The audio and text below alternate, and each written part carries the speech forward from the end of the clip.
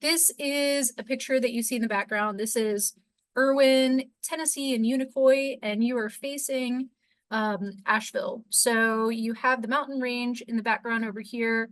That's our major interstate. So this is I-26 going both directions. That's the Nolichucky, I believe, going through. And this is kind of what everywhere looks like. So the talk today is going to be in generally two parts. So I'd like to show you a little bit about the storm itself, because it's really different than storms that we see in Florida, any sort of hurricanes that we see in that region. So we're going to talk about what the storm actually was, what it looked like on the ground, how it's different from sort of traditional storms that you might see. And then what some of the hurricane cleanup efforts look like, how we got organized, what does it look like to get people resources just generally in the community, and then what does it look like from an archaeological perspective. I'm going to introduce a couple different sites. So some where we weren't so lucky, we won't really have too many chances or any chances to recover what was lost. And then some where we're partnering with others in the community to be able to discuss some of this. The ultimate call that I'll be making for this presentation is that we really need to prioritize site protection before the storm.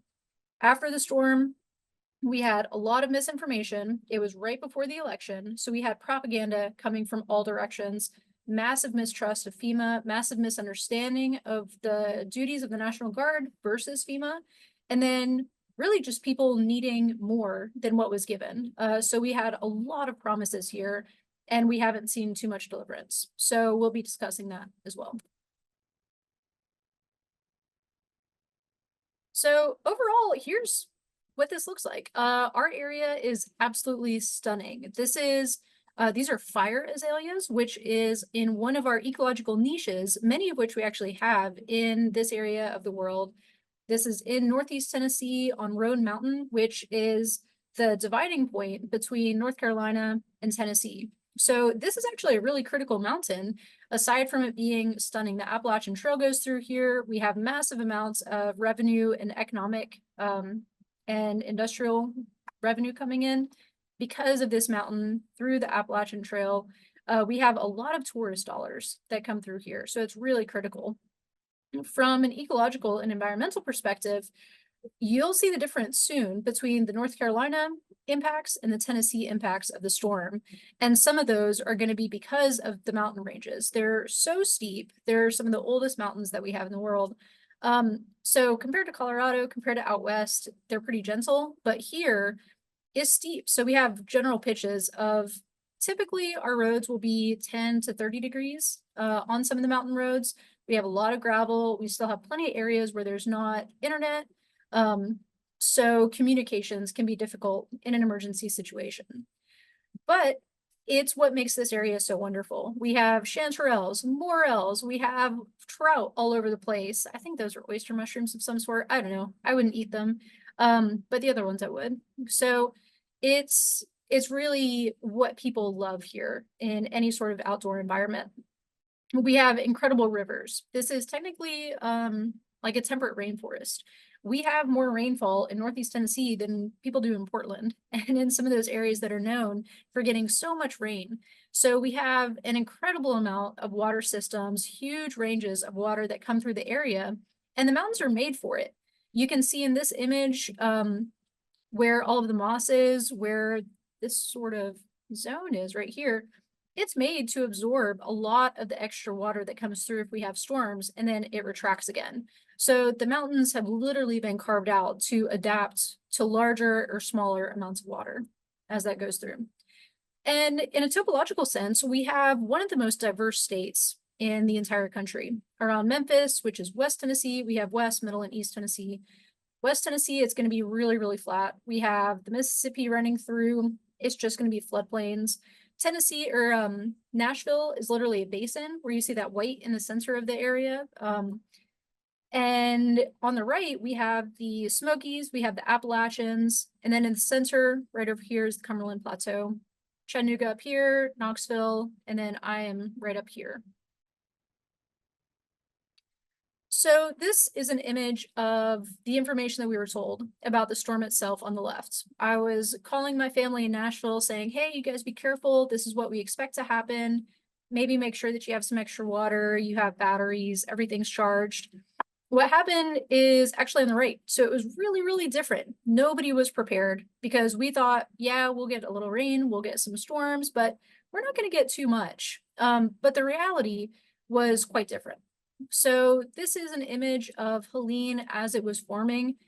Huge, huge storm. So I'll pause for a minute. Let us watch this once through and just see what it looks like.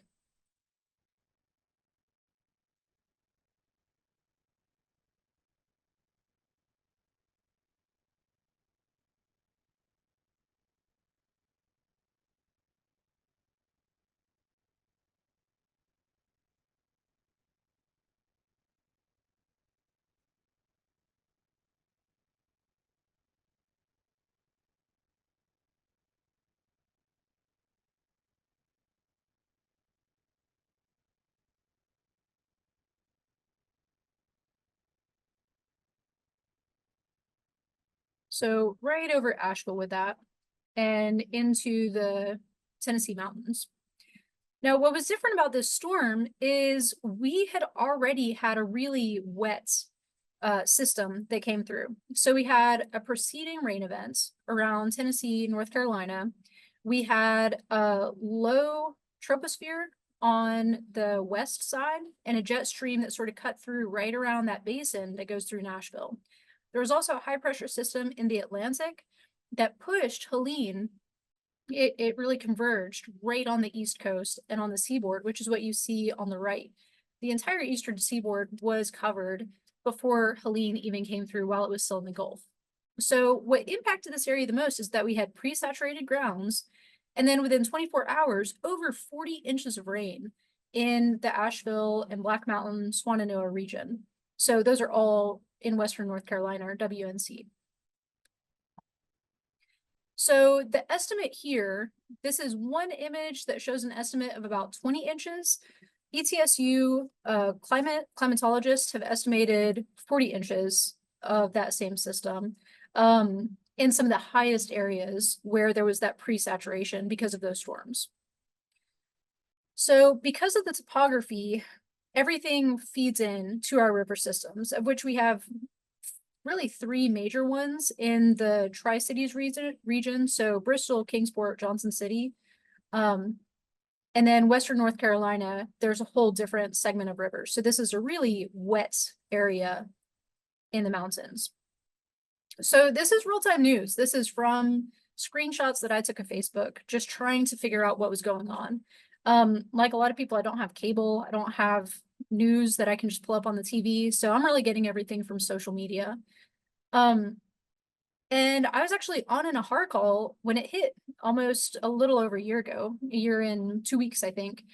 And it was fine. My power went out for an hour, and then I ended up not having cell for a couple days. It was kind of hit or miss. And I was continuing business as normal, so drove around to just check on people's houses that I needed to, and didn't see a ton. So the storm itself here wasn't that bad. But what was bad was because we had pre-saturated grounds and because there was so much water dumping. So there were a lot of trees that were uprooted, particularly over the mountains, which I'll show pictures of. So we had lots and lots of wind shear. And that's why if we're doing any of these predictive models, looking at slope and aspect, the direction of the slope is really critical because the wind shear had a tremendous effect. So what we're worried about now, because of that, are degradation of the soil matrix because the trees aren't holding the soils together anymore. So we're expecting an increase in mudslides, which we are already susceptible to in this region. But what you're looking at on the bottom, this is from Irwin, which is the same area, Irwin and Unicoi, where I showed the picture of the opening slide. We have somebody just on us up, getting around. And I look at the house in the background over here, so about 5-6 feet. This is the booming town of Elizabethton, which is where I live. And floods on this new, it's called 19E, which is the interstate right here. And that goes into another area of North Carolina, into Boone. And what you see on the right is a house that was in my neighborhood. So the way we were communicating was super old school. I'd see my neighbor outside and she would just come and tell me what was going on, tell me what she saw. I'd tell her what I saw. And there was a family in here that just escaped. They just jumped out and then the house went away. This road is still closed to this day. I still can't get out of the neighborhood this way, so I don't know if it'll ever be repaired. The bridge is open. It was deemed safe to drive on, but the road underneath is not there. And we didn't have water. So in my area, we didn't have water for about a week. A lot of it is because the sediment that was in the water clogged the filtration systems. So we had plenty of water, but the filtration systems were not working. And a lot of the water lines got clogged as well. So the picture that you see on the top right or on the top left is from our electric systems, and people were just trying to get food. So even going to a Chick-fil-A or something, which is really popular here, you couldn't get water, or they would tell you, hey, this water is not good to drink, but we'll give it to you anyways. Most of us volunteer. This is the volunteer state. So the National Guard came, they were giving out water. I saw so many ETSU faculty, students, staff, all sorts of people just came and pitched in. That's just kind of what we do. And we were giving out food, water, people were bringing in donations left and right.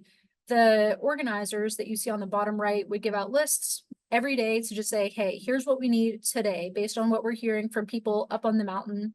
Most people live in the valleys around Elizabethton or Johnson City, which wasn't impacted as much.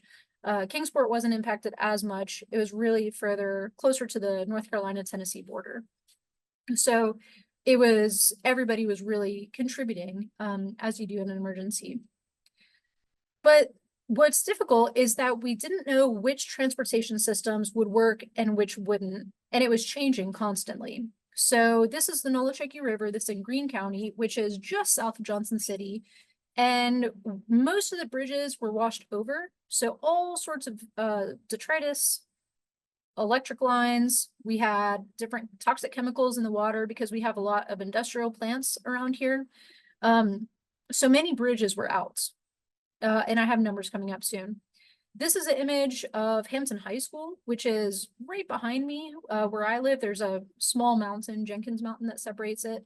And the kids can't go to school here anymore. We already have really overloaded school systems. Carter County is quite impoverished, and it's also one of the largest by acre systems that we have. So some kids have to drive over an hour to get to school.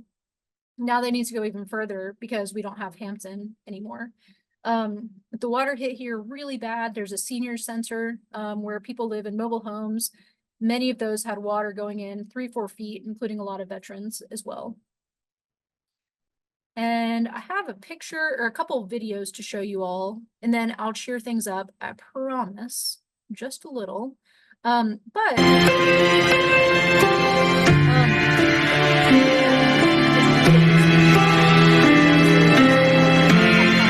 some music over here.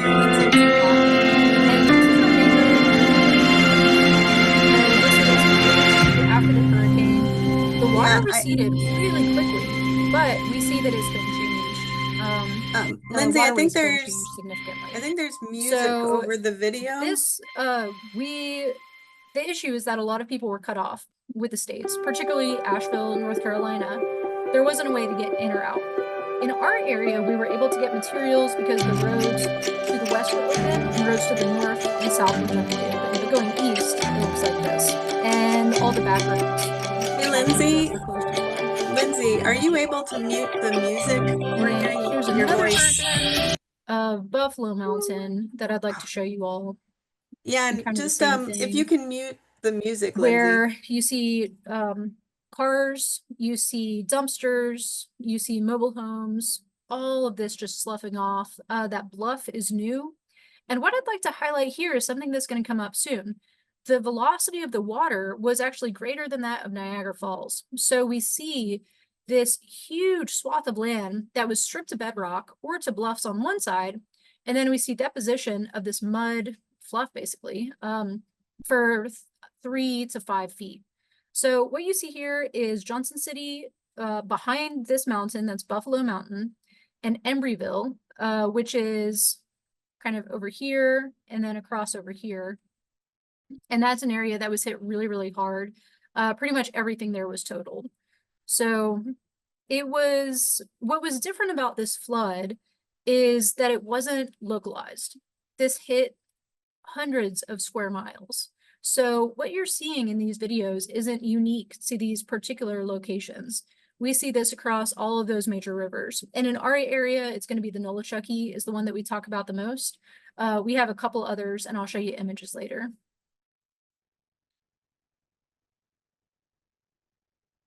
Well, have one of those pop-ups from Zoom. Okay. So here's what I-40 looks like. Parts of it are still down because we have a lot of those mudslides, but then also because the sediment eroded underneath the pavement. So when I was doing a lot of the surveys, we see pavement that just looks like fiber. It was just rolled up pretty much. We have over 6,000 damage points. This is just around Asheville. So this is Asheville. Old Fort is basically wiped out. Swannanoa is right around here, Mars Hill, and then Johnson City and our area is up here. So not even included in that of the specific numbers that were impacted. So this is Buncombe County, which is Asheville. Now in Tennessee, some of our key rivers and our dams are around the Holston, Watauga, Nolichucky, Cherokee, and Douglas. And in this particular location, we were getting, or people downstream around Greenville and Newport were getting alerts that the dams had breached and were at risk of imminent failure.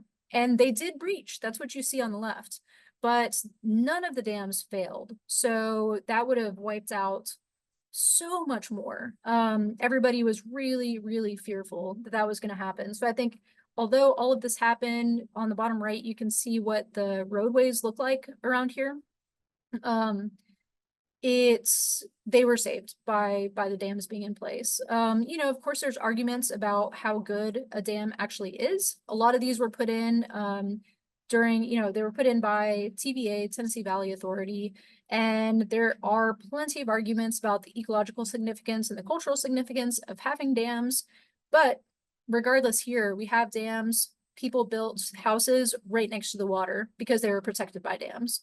So people build often in floodplains here, including the hospital that was flooded, including impact plastics where people lost their lives because of owner negligence.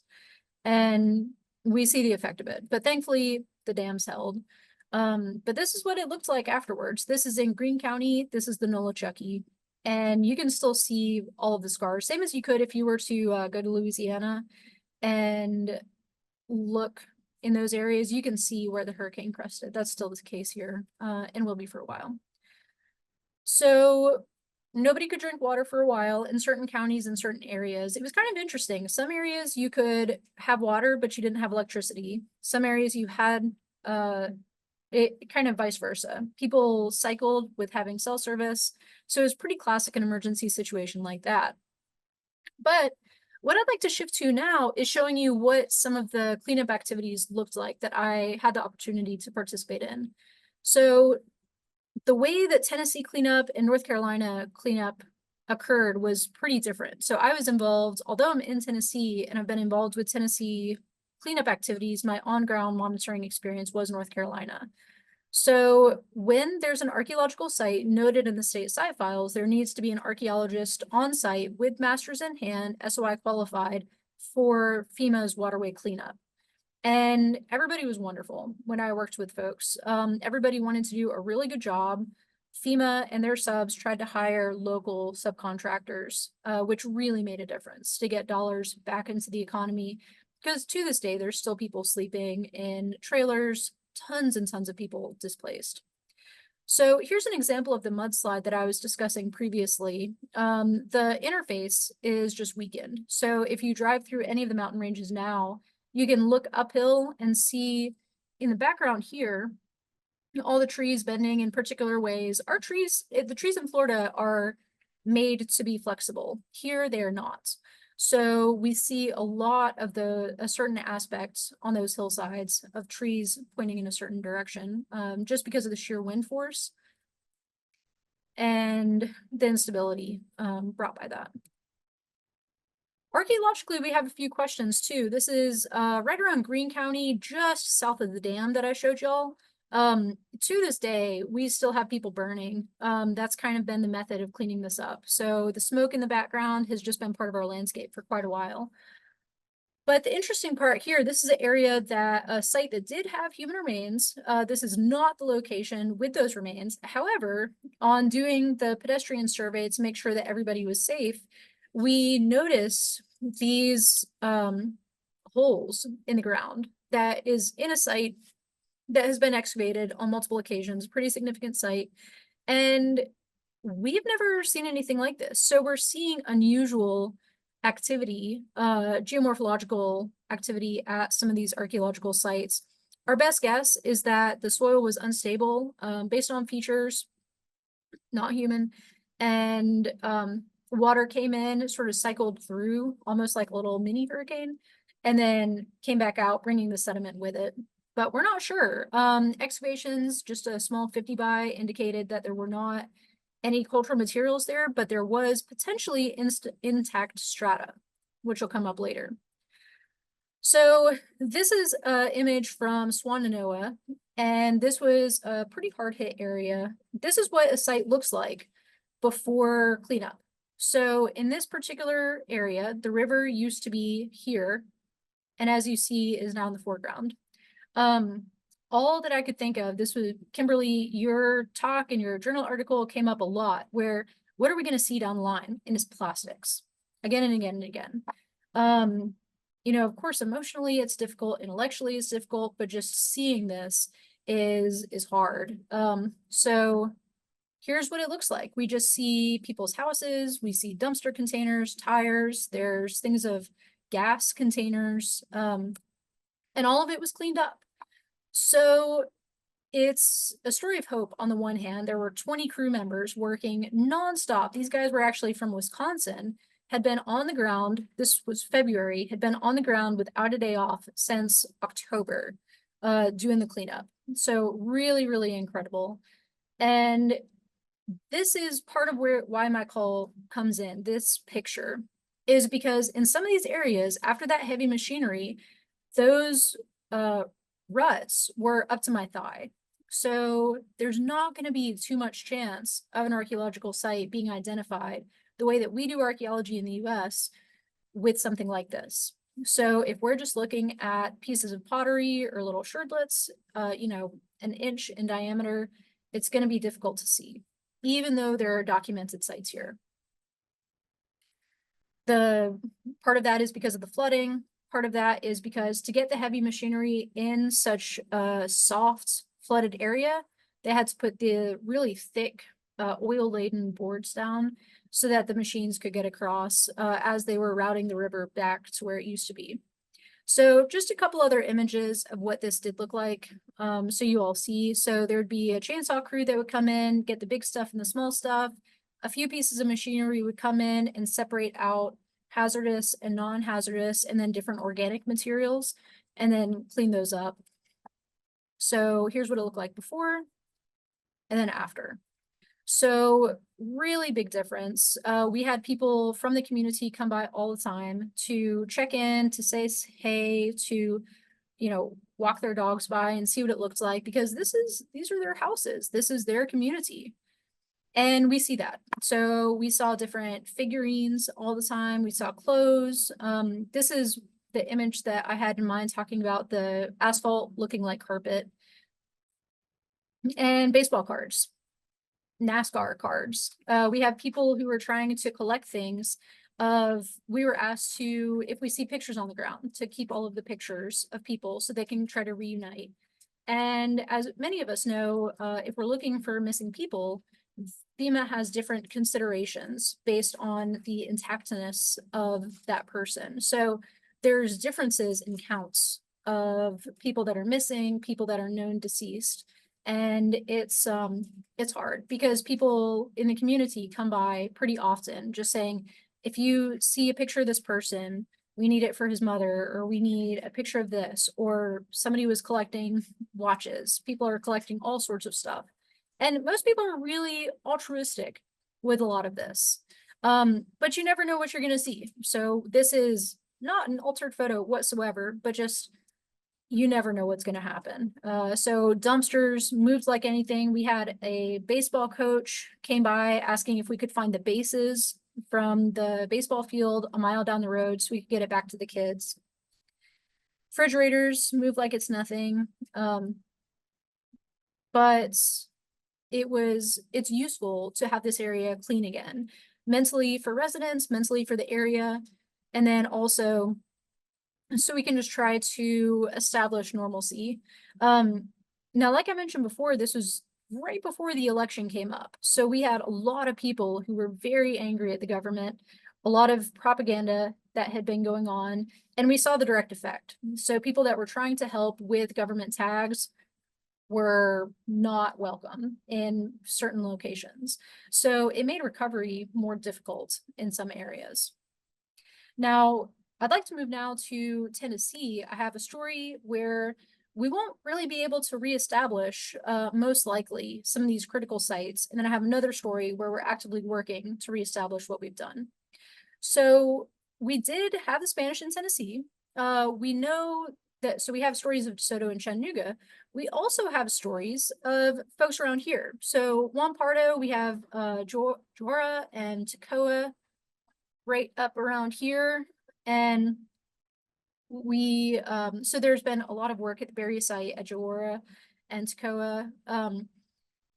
So there hasn't been as much work in Tennessee, but we do know from, this is a quote from Nathan Shreve's work when he was at Mississippi, that the Nolichucky and Watauga settlements are linking some of these Mississippian traditions and then some of the newer traditions in the area. So I think that this is a pretty important area. We have Recurve Nolichucky vessels, and these are from the Cane Notch site, which is on the Nolichucky, just a couple miles north of what we see here. This is a site called the Runyon site. So we have a multimodal geophysics survey on the right, and then the excavation of that area on the left. This was done by Helene, who's at ETSU in the geoscience department, and then Jay Franklin, who has since moved out west. This is what it looks like now. So the Runyon site is right around here, and there's just nothing left. So this is an aerial image that Helene took a couple weeks after the hurricane, once the bridges were repaired. So that site was kind of considered a missing link in a lot of the North Carolina to Tennessee Mississippian traditions, and then also in that Spanish tradition, and then afterwards. So it's one of the areas we had glass trade beads. I believe that there were some Spanish medals that were also found, plus some of those in between ceramics. But we see that story kind of again and again. So the Runyon site is more research necessary. I would love to do a pedestrian survey to see what's there. But as far as intact strata, I'm not sure. Now, on the other hand, one of the things that I love about Tennessee so much is that we have, I believe it's 52 state parks. And what I'll be focusing on is Davy Crockett right up here. And what I spoke to you about previously was Roan Mountain, which is in Carter County. So this is this Washington County, Greene County.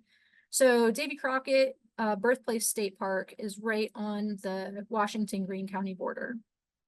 Here's what it looks like. So I consider this a success story that I'd like to close with for what happened with Helene. We have a period era cabin. This is one of the areas where kids would come camp out, see what their local history looks like. And it changed pretty significantly. Oh, my pop-up didn't work. Oh well. So we had reenactments. We have Davy Crockett, who, if you have the Disney musical in your head, bring it up now. And it's a pretty huge area. So there are people who would come and have RV parks. There were trails, fishing, there was put-in, there was a visitor center. And as you see on the right, there's just nothing there anymore. So it was totally scrapped, not a standing building left. However, lucky for us, there were excavations there done previously. So a huge geophys grid done by Helene, and we do have European trade bees that you see at the top right. We have a middle woodland expanding stem. And then a similar incurvate Nolichucky design. This is Lamar incising, but we have the incurvate right up there. So what we see at the Nolichucky is a really critical area. We think that there's probably paleo deposits here that just haven't been found yet. Everything leads up to it. We have very, very, very early archaic all the way up through the historical period. So as multi-component of a site as you could imagine. But here's what it looked like afterwards. So this is Davy Crockett Birthplace State Park afterwards from a few different images. So we have all of that mud that's everywhere, tons and tons of down trees. This tree, you can actually see the velocity of the water and everything that it was catching. So Nolichucky flows this way, left to right. This didn't exist before. This was a ramp, and I'll show you a close-up image of that too. And then the Nolichucky over here, and this bluff continues to slough a lot of this water, or a lot of the sediment because of the instability. So one of our questions was, it's a Tennessee state park. Let's get Tennessee TDEC, the Department of Environmental Conservation. We have Department of Transportation and Division of Archaeology. So on the right, that's our state archaeologist, Phil Hodge, who we love. We have Sierra Bow, who's a UT alum. We have Macy Orend. We have all sorts of folks, Hannah and Paige, who work with state, coming out. And the first step is just figuring out what happened, noting where the silt is, noting where the sites are or are not. Are there anything in upturned trees? And then do we have people, missing persons in this area? Once that initial emergency management was concluded, people were wondering, do we have a site here? How are we going to rebuild? And these are classic Tennessee points that you see on the left and the right. There's Park Ranger on the top right, inspecting everything. And what we see are kind of hints of potential strata right through here, down through here, up top, and then we have lamination all the way through. So ECSU was invited to get involved with the state. We had a very, very cold, rainy day. It was like 35 degrees and raining. It turned into snow after we were all drenched through. But we had a very dedicated crew led by Sierra Bow over here. We had Friends of the Park. We had multiple Tennessee archaeological divisions and archaeological associates come out. And what we're wondering is if in the bottom right, in this new kind of almost gorge that we have, are there intact strata? So this is what it looks like. This is all new. And I'm standing on a bluff that's probably about 30 to 35 feet above the water level over there. So facing north before, facing south now, and down the line. So you have a little perspective of what it looks like. So do we have intact strata? Through all this, this is actually the stream that we think indicates that Davy Crockett was born at this particular area. So yeah, we did actually find intact strata. Now, the picture on the left's a little misleading. We scraped, so all of this, and excavated a 1x, and turns out there was a bottle cap from the 1970s in that beach white sandy lens about 35 centimeters below surface. However, on the other side of the bank, where I was standing to take the pictures that I just showed you, we excavated a couple more 50 bys and found intact woodland and archaic deposits, exactly where we thought we would. So we have 3 ETSU students just cheesing over on the right, and it's working. So our numbers are growing. We have a really good relationship with the state. ETSU students have been wonderful, coming out, volunteering for everything, and we continue to work on this. So we came back over the summer, excavated down, that's me standing at my not super significant, but full 5'4" height, and we're down a little, almost 6 feet, and still finding intact deposits. We did have feet of that silt on top in some areas, but in this particular zone where we thought everything was going to be scraped away, we're still seeing intact deposits. So we think that there's a lot more archaeology to be had in this area. So as we know, the climate emergency will destroy many of these sites. And while this was an anomaly, the Hurricane Helene was considered a 1,000-year flood.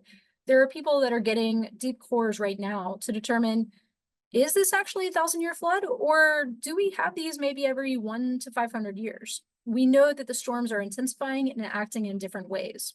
However, once the archaeology is gone, it's gone forever. I think that that means our collective heritage is also gone forever, or our ability to understand and interpret it. So I think that using the models are really useful. We need to move those inland, and I think there are opportunities and there are people to do that. I argue that we can do that through suitability models by, in this area, for example, looking at fire ecology, looking at slope, looking at mudslides, and then also water from impervious surfaces, non-impervious surfaces, and a few other ways that we can create these raster-based suitability models. Now, the next steps that all of us can take is to get trained. I am almost done with my wildland firefighter certification, and you can be too. So it's actually pretty easy. It's maybe 30 hours of online training, and then you need to carry a heavy backpack around for a couple miles with a time test. No big deal. Something that's really useful too is FEMA has a ton of free online training. I have all the links here for the wildland fire on the left, FEMA in the center, and then NIMS, one of these incident command centers, on the right. So it's really useful to know how everybody intersects with everybody else. But something that I really learned is that in archaeology and cultural resources, I think a lot of us know this pretty well, is that we need to take steps before the storm. People are going to, the human response is necessary first, making sure people have basic needs. Archaeology, people care about it. Some, a year later, people are beginning to care and say, come into artifact ID nights and say, oh man, this area was so trashed. I live right off the Nolichucky, and here are all these materials. Identify them, or I just want to show you. That's not something that happened until this summer, maybe 9 months after the storm. So within Tennessee Division of Archaeology, we have a list of sites by county that you see here. This open area is Washington and Greene, or some of the Tennessee areas, and then some of the major rivers that were most impacted by the storm itself. So I really love this quote, optimism is a moral duty. And it was popularized by Popper, but it was really coined by Immanuel Kant. People argue about it all the time. But I think in the face of a lot of this, we still need to be reflective and think, what could we do? Something like this might not happen again, but we will still have these storms. We will still have these threats. So how do we move through the scalar nature of all of this? So that's really what I'm trying to think about now. And what I bring to you all is, here's what happened, and then what can happen next in something like this. So we have one of the major outputs of this is that our community has grown. It's grown even stronger, and many, many thanks to all these folks that have been coming out and contributing. So thank you all so much for your time. I would love to talk about any of this if you have any questions or would like to hear more. And yeah, that's all I have. So thank you all so much. Thank you, Lindsay. And people are welcome to have their videos on so we can see you and post some of your questions. I just had a few to start off the discussion. Um, from the panel we had before till now, what has that your perspective given you as far as what's the benefit of that time for reflection? And what do you think, 5 years from now, you'll still take away from this event? I mean, I won't smell like biofuel anymore. I hope. Um, it's yeah, I mean, 5 years from now, I don't know, because maybe some of the roads will be open, maybe they won't. I think one of the major takeaways for me personally is I'm upset at the propaganda that hurt people here. I think there were a lot of people that were very vulnerable that were taken advantage of, and that makes me angry. It's a time to support, not to turn each other. It could have easily said, okay, FEMA's not boots on the ground for this time. Yes, you can get $500. That I know that it's not going to take care of rent. I know it's not going to take care of a hotel, because all the hotels were upcharging people. So I think reflecting back, it could have gone differently. Emergency management could have gone differently, even though everybody's doing the best that they could. Everybody was trying their best. And there were people on the outside that were taking advantage of a vulnerable community. So I think that's something that will stick with me. I think archaeology is very slow moving, but I think the context and the political context is moving a lot faster than a lot of us expected it to. I had a short question and then a longer question, and then people post your questions and we can bring them up. What do you think those features were in that field? Were they from previous excavation or from burials, or any idea what those formations were from? I don't know. None of us know. So the burials themselves were about 200 meters away. There were significant archaeological excavations done, and I think it was 2008 or 2018 or something like that. They were not correlated to the location of those excavations. So the size of them wouldn't really match with post holes in that area, possibly hearths. It's a really rocky area around here, but also we had all that you saw there was that silt. So we would have to dig down in that instance to find intact strata at that particular site. That's why we were so surprised at David Crockett that there are intact strata at all. We thought that it was all scoured to just bedrock and then silt put on top of it. So it's a lot more nuanced than I think we still understand. There's a lot of layers to this. Um, speaking of backhoes, I know back when I used to monitor, we had to take a backhoe safety class and training, and I'm not sure if everyone gets that or no one, but there's so many good training opportunities. I wondered if you could go back to your training slide just for a minute. Yeah. And I know gave it lots of love. It's a little overwhelming to look at, and I know it's so needed. So what's your recommended approach for someone putting their toes in this level of training? And how heavy is that backpack? Oh, okay. So the backpack for getting your wildland certification, you can do the arduous, which is 45 pounds in a backpack, and then you have to walk 3 miles in 45 minutes. You can't run, which for somebody my height is really, really hard. So I'm still working on it. You can do the middle, I guess it's the moderate, which is 25 pounds in half an hour. Or you could do kind of an easier one. I forget what that is. I think it's like 10 pounds in a mile in 15 minutes or something like that. So one of the issues that we have here and just generally in climate is that the reaction of the archaeological world, our cultural materials to fire isn't very well understood, particularly in the Southeast.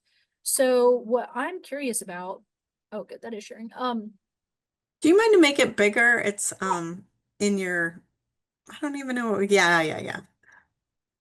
So what we're curious about is what happens with a controlled burn. What happens to a site? Is the feature itself, which as we know usually has more organic material, going to burn faster and then be gone? What's going to happen to the materials? Are the oyster shells robust enough to withstand a hot fire? At what point is a fire too hot? Can we manage that? Palmetto is going to burn at a higher temperature. Pine's going to burn at a higher temperature. Oak is going to burn, well, it gets pretty hot, but it takes a while. So what are the differences? And I don't think we know. I don't think we know that for certain floods either. So what I'm curious about archaeologically is doing some of those on-ground kind of base experiments of just what happens to the sites, to the materials, and simulate some of these effects. So that particular fire project is being led by Sierra Bow. So I'm very excited about that. But the wildlandfirelearningportal.net, you just make an account. There's a list of certifications that you need. Feel free to email me and I can give you a list. And then you would just contact your fire person through the state. And that's kind of how it works here. The FEMA training, you make an account, you don't need, I don't think you need to talk to anybody. You can just take that training. And there's hundreds of trainings on there. But the ICS, the incident command, is going to be, it was honestly really confusing. But I learned a tremendous amount of how that stuff works. So I still wouldn't be anybody that anybody would call, or anyone that anybody would call an emergency, but eventually, you know, ideally any of us could play a role, because right now cultural resources don't have as much of a presence in some of these areas. But I think having a seat at the table before an incident is critical.